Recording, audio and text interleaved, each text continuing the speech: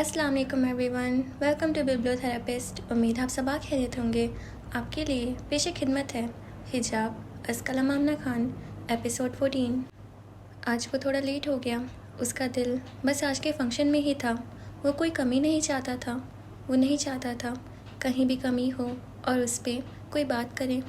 वो लाख कोशिश के बावजूद भी जल्दी नहीं पहुंच सका था। उसने एक मैसेज लिखा और उन सब को भेज दिया जो उसकी हेल्प करवा रहे थे। उसको पता था सब लोग जल्दी आ जाते हैं यूनिवर्सिटी। उसने ग्रुप में से ही नंबर निकाले और एक मैसेज लिख के सबको फॉरवर्ड कर दिया, जिसमें एक नंबर सरमीना गुल का भी था। उसने मोबाइल हाथ में ही पकड़ा था। उसका मोबाइल बजा तो उसने व्हाट्सएप खोला और वहीं पे ही साकित हो गई, जैसे वो वहाँ हिल नहीं सकेगी। उसकी नज़र उस नाम पे ही अटक कर रह गई जिससे मैसेज आया था। वो कुछ वक्त तक बस स्क्रीन पे लिखे उस नाम को देखती रही। फिर उसकी नज़र उस मैसेज पे पड़ी जो उसने भेजा था। मैं लेट हो जाऊँगा, आप स्टेज को फाइनल कर लें, सब कुर्सियाँ भी जगह जगह पे सही करके रखवा लें। उसने उसका लिखा हुआ मैसेज वहीं खड़े कोई 8 बार पढ़ा। वो अब भी बगैर पलके झपकाए हाथ में मोबाइल उठाए वहाँ खड़े बस उस मैसेज को देखती रही। सर का मैसेज आया है, वो कह रहे हैं वो लेट हो जाएंगे आने में। हान्या ने मोबाइल को अपने सामने रखते हुए सबको सर का मैसेज सुनाया। उसको भी बिल्कुल वही मैसेज लिखा था जो उसको लिखा गया था। उसने अपनी आंखों की नमी को छिपाते हुए मोबाइल को अपने बैग में डाल दिया। उसको समझ नहीं आ रही थी वो खुश हो कि उसके महबूब ने उसको मैसेज किया है या फिर दुखी हो कि उसने वही मैसेज बाकी सबको भी किया है। सर का मैसेज तो मुझे भी आया हुआ है, फ़िज़ा ने क्लास के बाहर बड़ी कुर्सी पे बैठ के कहा और उसको मैसेज दिखाने लगी जिसने अपना मोबाइल बैग में डाल रखा था। वो किसी को उसका हुआ मैसेज नहीं दिखाना चाहती थी। वो उसको सबसे छिपा के अपने दिल में रखना चाहती थी। वो नहीं चाहती थी कोई उसका किया हुआ मैसेज उसके मोबाइल में पड़े। बेशक उसने उसके अलावा बहुत सारे लोगों को मैसेज किया है, फिर भी वो उसको सबसे छिपाना चाहती थी। मगर हान्या साहिबा ने तो ऐसे ऐलान किया जैसे सर ने बस उसको ही मैसेज किया हो। फ़िज़ा ने मुंह बनाते हुए उसको कहा, जो अपने बाजू बांधे पाँव कुर्सी पे रखे दीवार के साथ सर से टेक लगाए बैठी थी। दफ़ा करो फ़िज़ा, कहने दो उसको। उसने दुखी से दिल के साथ उसको कहा और आंखें बंद कर ली। क्या हुआ है ज़री, तबीयत तो ठीक है ना तुम्हारी? उसने उसकी तरफ देखते हुए कहा, जो बाजू बांधे बैठी थी। कुछ नहीं, मुझे बहुत ठंड लग रही है फ़िज़ा। अस्सलाम वालेकुम सर। फ़िज़ा ने अपने पास खड़े वजदान को देखा और एकदम खड़े होके उसको सलाम किया। वालेकुम अस्सलाम। उसने मुस्कुरा के सलाम का जवाब दिया और एक नज़र उसको देखा जो हाथ बांधे पाँव कुर्सी पे रखे आंखें बंद किए बैठी थी। फ़िज़ा, आप लोग अंदर ही आ जाएं। उसने फ़िज़ा को कहने के बहाने उसको कहा, जो उसको उसने कहते सुन लिया था। मुझे ठंड लग रही है, ये कहकर वो अपने ऑफिस में गया और हीटर हाथ में लिया हुआ दरवाजे से बाहर निकाला और हॉल में चला दिया। सर ने कहीं सुन लिया था कि तुम्हें ठंड लग रही है? फ़िज़ा ने उसके हाथ में हीटर देखते हुए उससे पूछा, जो हैरत से उसको जाता हुआ देख रही थी। मेरे लिए वो हीटर क्यों लेके जाएंगे? उसने नज़रें झुकाए हुए सोचने वाले अंदाज में उसको कहा, जो अब बहुत कुछ समझ चुकी थी। अच्छा चलो अब चलते हैं अंदर, फंक्शन शुरू हो गया है। उसने उसका हाथ पकड़ा और हॉल में गई। वहाँ पे सारी जगह भरी हुई थी। वो दोनों इधर उधर देखने लगी। फ़िज़ा, यहाँ तो जगह ही नहीं है, चलो जाते हैं वापस। उसने जैसे ही उसको दरवाजे पे खड़े होते हुए देखा, अपनी जगह से एकदम उठा और उनको उधर जाने का इशारा किया जहाँ हीटर रखा था। वो वहाँ पे गई और वहाँ बैठ गई, जो शायद उसने उन दोनों के लिए ही खाली छोड़ी हुई थी। ज़री, मोबाइल बज रहा है तुम्हारा, शायद कोई मैसेज आया है। अम्मी ने किचन के दरवाजे पे खड़े होके उसको आवाज़ दी। अम्मा, मैं रोटी बना लूँ, फिर देखती हूँ। उसने हाथ में पकड़े रोटी को तवे पे डालते हुए कहा और दोबारा से आटा उठाने लगी। देख लो, कहीं कोई भाई ना हो, साहब कह रहा था आने में देर हो जाएगी, कहीं उसने ना मैसेज किया हो। जी मेरी जाने जाना, देखती हूँ ना, उसने ऊंचा सा मुस्कुराते हुए कहा ताकि बाहर खड़ी माँ को आवाज़ जाए। ज़री, मस्के लगाना कोई तुमसे सीखे। अम्मा मुस्कुराती हुई موبائل لے کے اندر آئی اور اس کے سر پہ پیار سے مارا۔ لو جی، یہ مسکے ہوئے، یہ تو میری محبت آپ کے لیے ہے۔ اس نے مصنوعی سا خفا ہوتے ہوئے ماں کے ہاتھ سے موبائل لیا اور دیکھنے لگی۔ اس کے ننیال میں لڑکیوں کو گھروں سے باہر جانے کی اجازت 20 سال پہلے بھی نہیں تھی اور آج بھی نہیں۔ لڑکیاں گھروں کے اندر ہی رہتی تھیں اور تعلیم کا تو کوئی رواج ہی نہیں تھا۔ بیٹا جتنی مرضی پڑھے مگر بیٹی گھر کے اندر 4 دیوار میں ہی رہے، اور جو لڑکیاں شادی کر کے ان کے گھر آتی ان کا منہ 4-5 سال تک کوئی خاندان والا نہیں دیکھتا تھا۔ وہ گھر سے نکلتے ہوئے باقاعدہ ٹوپی والا برقع لیا کرتی تھی۔ اس کی بھی والدہ تبھی پڑھ نہیں سکی تھی، تب ہی جس کا موبائل بجتا تو بچوں کو لا کے دیتی۔ کبھی کوئی ضروری میسج نہ ہو، اس نے جیسے ہی موبائل کھولا واٹس ایپ پہ میسج تھا۔ میسج دیکھتے ہی اس کے پیروں کے نیچے سے زمین نکل گئی۔ اس کو لگا جیسے اس کا دل دھڑکنا بھول گیا ہے، اس کی سانسیں رک گئی ہیں، آنکھیں پلکیں جھپکانا بھول گئی ہیں، ہاتھوں نے حرکت روک دی تھی۔ پاؤں اب کبھی اگلا قدم نہیں اٹھا سکیں گے، زبان اب بول نہیں پائے گی۔ زری، روٹی جلا دی تم نے؟ اماں جلدی جلدی روٹی کو پلٹنے لگی اور وہ بے جان سی چولہے کے سامنے کھڑی اس میسج کو دیکھتی رہی۔ بسم اللہ الرحمن الرحیم۔ ترجمہ: اپنے گھروں میں ٹک کر رہو اور سابق دور جاہلیت کی سی سج دھج نہ دکھاتے پھرو، نماز قائم کرو، زکوٰۃ دو اور اللہ اور اس کے رسول کی اطاعت کرو۔ اللہ تو چاہتا ہے کہ اہل بیت نبی سے گندگی کو دور کر کے اور تمہیں پوری طرح پاک کر دے۔ وہ مسجد میں بیٹھا سورۃ الاحزاب کی تلاوت کر رہا تھا۔ اہل بیت سے اس کو دنیا کی ہر چیز سے، ہر شخص سے زیادہ محبت تھی۔ اس کو لگتا تھا جو اس کے سینے میں دل دھڑک رہا ہے تو وہ اہل بیت کی محبت میں دھڑکتا ہے۔ اس کی ہر سانس علی کہتی ہے، حسن کہتی ہے، حسین کہتی ہے۔ اس نے بآواز بلند سورۃ الاحزاب کی تلاوت کی اور اس سورت پہ آ کے رک گیا۔ جیسے اب اس کو سوچنا ہو، وہ ہمیشہ اہل بیت کے ذکر پہ رک جایا کرتا تھا۔ اس پہ سوچا کرتا تھا، وہ نبی کریم صلی اللہ علیہ وسلم کے بعد اگر کسی سے محبت کرتا تھا تو وہ اہل بیت تھے، جس سے اس کو محبت سے زیادہ عشق تھا۔ وہ ہمیشہ اہل بیت کی بات کرتا تھا، اس کو اچھا لگتا تھا وہ بولے، اہل بیت پہ اور لوگ سنیں، یا لوگ اہل بیت کی محبت میں بولیں اور وہ سنیں۔ وہ علی والوں کی محفل میں بیٹھ کے علی کا نعرہ بلند کرتا تھا۔ جہاں دکھا کوئی علی رضی اللہ تعالیٰ کی شان میں بول رہا ہے، قصیدے پڑھ رہا ہے، تو وہ جھوم جاتا اور مسلسل جھومتا رہتا۔ اس کا دل، اس کا دماغ، اس کی زبان بس علی علی کرتے۔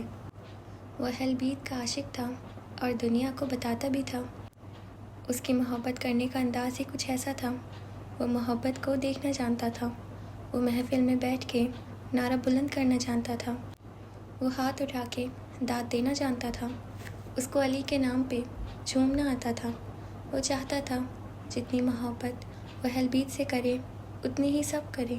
جیسے وہ محبت کا اظہار کرتا ہے ویسے سب کریں۔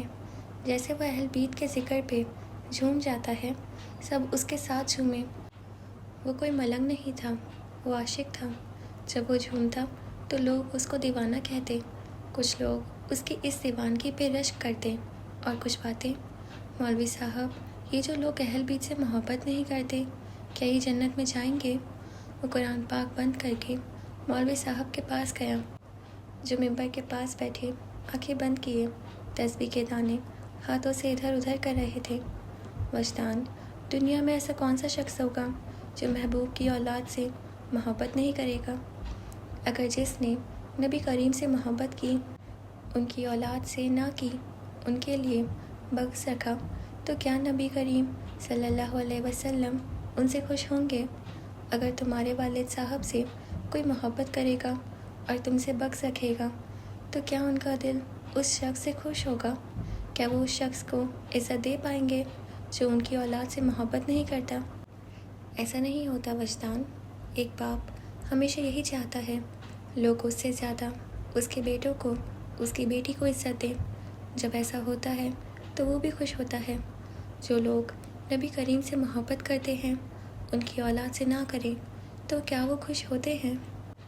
وجہ حضرت ابو حریر رضی اللہ تعالیٰ عنہ سے روایت ہے کہ نبی کریم صلی اللہ علیہ وسلم نے ارشاد فرمایا، جس نے ان دونوں یعنی حسن اور حسین علیہ السلام سے محبت کی اس نے مجھ سے محبت کی، جس نے ان سے بغض رکھا اس نے مجھ سے بغض رکھا۔ اب وجہ جب نبی پاک خود کہیں گے جس نے دونوں شہزادوں سے محبت کی تو اس نے مجھ سے محبت کی، اگر ہم نبی کریم سے محبت کریں اور اہل بیت سے نہ کریں تو کیا ہم مسلمان ہیں؟ کیا ہم سچے مسلمان ہیں؟ وہ چپ بیٹھا ان کو سنتا رہا جو ایک پیار اور ایک عقیدت سے بولتے جا رہے تھے۔ اسی طرح نبی پاک نے ہر جگہ پہ حضرت علی اور اہل بیت کا ذکر کیا، ان سے محبت کا ذکر کیا۔ مولوی صاحب علی رضا اللہ تعالیٰ عنہ کو مولا کہنا چاہیے یا نہیں؟ وجدان جس کو اس حبیب نے مولا کہا، ہم کون ہوتے ہیں ان کو مولا نہ کہنے والے؟ کیا انہوں نے یہ نہیں پڑھا کہ حضرت محمد صلی اللہ علیہ وسلم نے خود فرمایا، دونوں جہاں کے سردار نے محبوب نے خود کہا، جس کا میں مولا اس کا علی مولا؟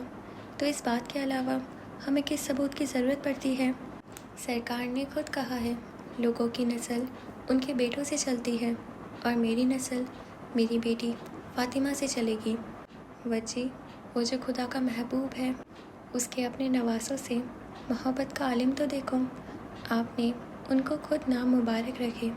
مولا علی نے حضرت امام حسن کا نام حمزہ رکھا تھا اور امام حسین کا نام جعفر رکھا تھا، مگر سرکار نے نام مبارک بدل کے حسن اور حسین رکھے۔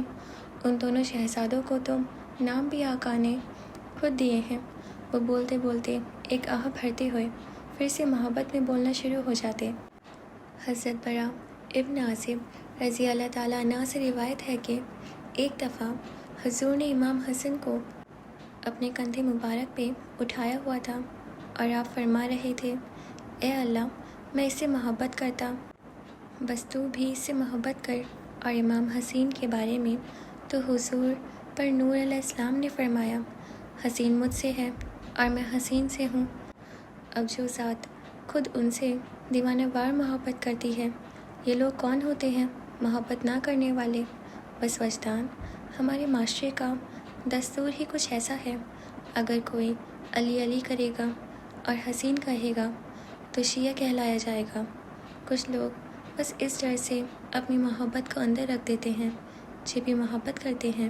یہ کوئی نہیں کہہ سکتا کہ وہ محبت نہیں کرتے، ان کو آقا جان کی اولاد سے عشق نہیں ہے۔ جس کو سرکار سے محبت ہے اس کو ان کی اولاد سے محبت ہے، ہوتی ہی ہے۔ وہ گھٹنوں پہ بازو رکھے بغیر پلکوں کو حرکت دیے بس سنتا جا رہا تھا۔ اب وجہ ہم میں سے ایک قبیلہ ایسا ہے جو کھلے عام محبت کا اظہار کرتا ہے، وہ خود کو شیعہ کہتا ہے۔ اب ان لوگوں میں بھی محبت کے بہت سارے طریقے ہیں، ہر کوئی امام سے اور مولا علی سے اپنی اپنی طرح محبت کرتا ہے۔ بس وجہ میں ایک ہی بات کہوں گا جو مولا علی رضی اللہ تعالیٰ عنہ نے خود فرمائی ہے، میرے بارے میں دو قسم کے شخص ہلاک ہو جائیں گے، پہلا گالی اوپر محبت میں ناجائز افراد کرنے والا، اور دوسرا بغض کرنے والا حجت باز۔ اب ایک اور جگہ آپ رضی اللہ عنہ کا دوسرا قول یہ ہے کہ ایک قوم لوگوں کی جماعت میرے ساتھ اندھا دھند محبت کرے گی، حد تک کہ وہ میری افراد والی محبت کی وجہ سے جہنم کی آگ میں داخل نہیں ہوگی، اور ایک قوم میرے ساتھ بغض رکھے گی، حد تک کہ وہ میرے بغض کی وجہ سے جہنم کی آگ میں داخل ہوگی۔ وجہ قصہ مختصر یہ ہے، جس نے نبی کریم کی اولاد سے محبت نہ کی وہ مسلمان تو ہے مگر مومن نہیں۔ بس میں دعا گو ہوں، خدا ہمیں آقا جان علیہ السلام، اہل بیت، خلفائے راشدین اور ان کے صحابہ سے بے لوث محبت کرنے کی توفیق عطا فرمائے، آمین یا رب العالمین۔ وہ اپنے کمرے میں بیٹھی اتنے گھنٹوں سے وہ میسیج دیکھتی رہی جو اس کی اسکرین پہ چمک رہا تھا۔ اس کو لگا وہ کوئی خواب دیکھ رہی ہے۔ السلام علیکم، تھینک یو سو مچ۔ یہ 2 میسیج اس کی دنیا ہلانے کو کافی تھے۔ وہ بار بار اس میسیج کو دیکھتی اور پھر اس نام کو، اس نے اس کا نمبر سر جی کے نام سے اپنے موبائل میں سیو کیا ہوا تھا۔ وہ بار بار اس میسیج کو دیکھ رہی تھی، بار بار اس کو جواب لکھ کر ڈیلیٹ کر دیتی، مگر دل پہ کب کسی کا اختیار ہوتا ہے۔ اس نے اب کی بار میسیج لکھا۔ انگوٹھے نے خود بخود حرکت کی اور سینڈ کا بٹن دبا دیا۔ زری، جی جان جی۔ سلطان کے بلانے پہ وہ بوکھلائے ہوئے باہر گئی اور موبائل کو وہیں چھوڑ دیا۔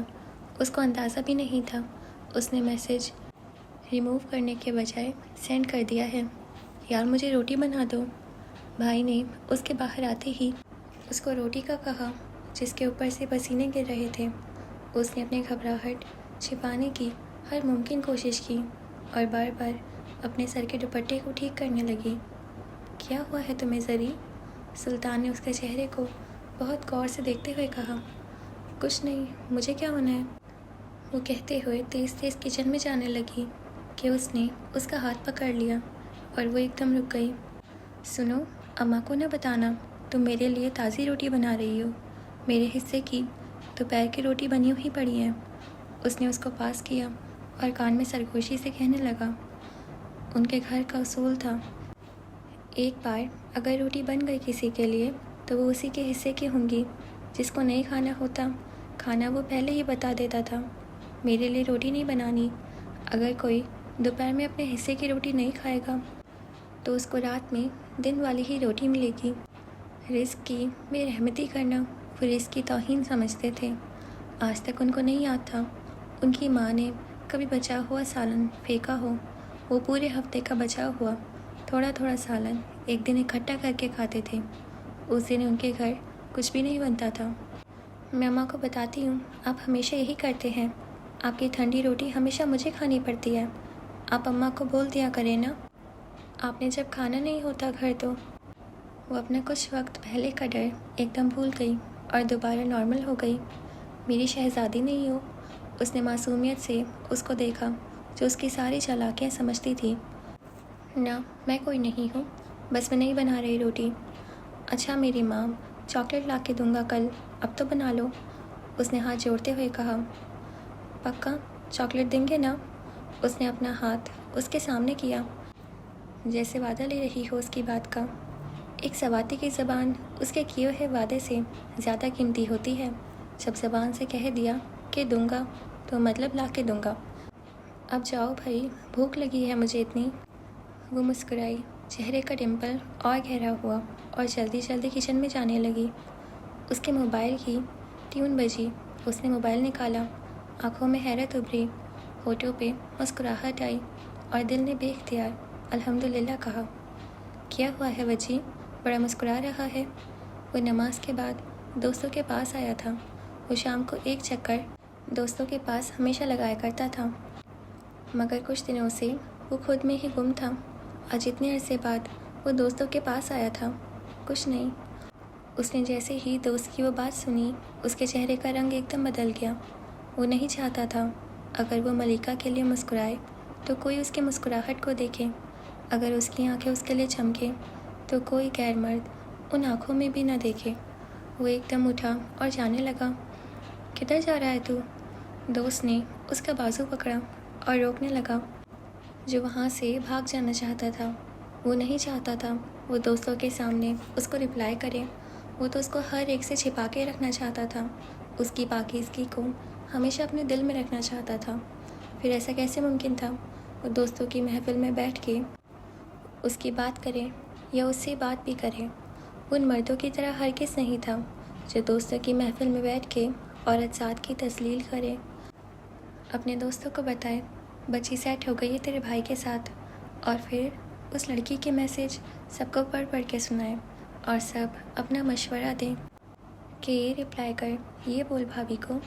اس کو شاید نفرت تھی ان مردوں سے جو اپنی ماں بہن گھر پہ رکھ کے کسی کی بہن کو دوستوں میں ذلیل کریں، اس کی محبت کو رسوا کریں۔ محبت یہ دیکھ کے تو نہیں ہوتی جو اچھا ہے اس سے ہوگی۔ محبت تو دنیا کے غلط ترین بندے سے بھی ہو سکتی ہے۔ اگر ایک لڑکی اس کے سامنے ہار جاتی ہے تو اس کو چاہیے محبت کی قدر کر کے اس کی دنیا میں تذلیل نہ کرے۔ بس یار مجھے کام ہے، میں جا رہا ہوں، اس نے اپنی بائک سٹارٹ کرتے ہوئے کہا۔ وہ جلد از جلد اس میسیج کا رپلائی دینا چاہتا تھا جو کچھ وقت پہلے اس کو ملا تھا، یا تھوڑا تو بیٹھ جاتا۔ وہ دوستوں کی محفل میں محفل کی جان تھا اور اتنے عرصے سے ان کی محفل بے رنگ تھی۔ وہ اس کو روکنا چاہتے تھے جو اڑ کے جانا چاہتا تھا۔ وہ گھر آیا اور سیدھا اپنے کمرے میں چلا گیا۔ اس نے اس میسیج کو بار بار دیکھا جو بس 2 لفظوں پہ مشتمل تھا، شکریہ کیوں۔ اس نے وہ میسیج پھر کھولا اور کانپتے ہاتھوں کے ساتھ لکھنے لگا۔ وہ لکھنا چاہتا تھا، ملکہ میری دنیا میں آنے کا شکریہ، مگر اس نے خود پہ قابو پایا اور بس اتنا ہی لکھا، میری مدد کا شکریہ جو آپ نے فنکشن میں کی۔ کانپتے ہاتھوں کے ساتھ اس نے بس اتنا ہی لکھا اور موبائل کو دیکھنے لگا جس پہ اس نے بس وہ 2 حرف لکھے تھے۔ اس نے نہ جانے کتنی بار اپنے موبائل کی اسکرین کو اپنے دل سے لگایا تھا۔ ہر 2 منٹ بعد اس میسیج کو وہ اپنے دل پہ رکھتا اور پھر دیکھتا۔ دل پہ وہ میسیج رکھنے سے اس کے دل کو ایک الگ ہی قرار آتا۔ وہ بار بار موبائل کو دیکھتا کہ اب اس کا میسیج آئے گا، مگر گھنٹوں گزر گئے، کوئی میسیج نہ آیا۔ اس نے کھانا کھانے سے انکار کر دیا۔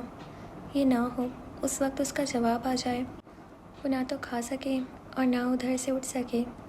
شاید انتظار کی گھڑیاں ان گھڑیوں سے زیادہ تکلیف دہ ہوتی ہیں جب ہم بولتے نہیں ہیں اور اگلے کی بات کا انتظار نہیں کرتے۔ یہ اس چپ سے زیادہ درد دیتی ہیں جب ہم چپ توڑ کے اگلے بندے کے بھی بولنے کا انتظار کرتے ہیں۔ اس نے اس انتظار میں کمرے سے بالکنی اور بالکنی سے کمرے تک 100 کے حساب سے چکر لگائے۔ اس کو لگ رہا تھا جیسے اب پیروں میں چھالے پڑ جائیں گے، اب وہ ایک قدم بھی آگے نہیں چل سکے گا۔ وہ کسی ہارے ہوئے سپاہی کی طرح وہی زمین پہ بیٹھ گیا۔ آنکھوں سے اشک رواں ہونے لگے، ہونٹ کانپنے لگے کہ موبائل بجا۔ اس نے جلدی جلدی موبائل اٹھایا اور میسیج دیکھا۔ آنسو سے بھری آنکھوں کے ساتھ میسیج نظر نہیں آ رہا تھا۔ اس نے آنسو صاف کیے، پھر سے موبائل دیکھا اور مسکرانے لگا، یا اللہ، ایک وقت تھا جب لڑکیاں مجھ سے بات کرنے کے بہانے ڈھونڈتی تھیں، اور آج ایک وقت ہے جو میں اس کے ایک رپلائی کے لیے تڑپ رہا ہوں۔ اس نے اس کے بھیجے جانے والے ایموجی کو اتنی دفعہ دیکھا اور مسکرایا۔ اس کی بات کے جواب میں اس نے بس ایک ہی اسمائل بھیجی تھی، ملکہ تم ان لڑکیوں جیسی نہیں ہو جو مجھ سے بات کا بہانہ ڈھونڈتی ہیں، تم الگ ہو ملکہ، پوری دنیا سے تم ان لڑکیوں جیسی ہو ہی نہیں سکتی۔ ملکہ میں انتظار کروں گا اس دن کا جب تم میری مقدر میں لکھی جاؤ گی۔ اس نے آنسو صاف کیے اور واش روم میں وضو بنانے لگا۔ اس کو اس کے جواب کے بدلے میں خدا کے حضور شکرانے کے نوافل ادا کرنے تھے۔ اوکے جی، تو ہمارا یہ ایپیسوڈ یہیں پہ ختم ہوتا ہے، اور آپ کو اب تک کیسا لگ رہا ہے مجھے ضرور بتائیے گا۔ اور مجھے لگتا ہے پتہ نہیں ان دونوں میں کیسے بات شروع ہوگی، مطلب چیٹ تو مجھے نہیں لگتا، باقی اب چلیں دیکھتے ہیں کہ مطلب وہ ایک دوسرے کو بتا پائیں گے یا نہیں بتا پائیں گے، یا پھر کوئی واقعی معجزہ ہو جائے گا ان کی زندگی میں۔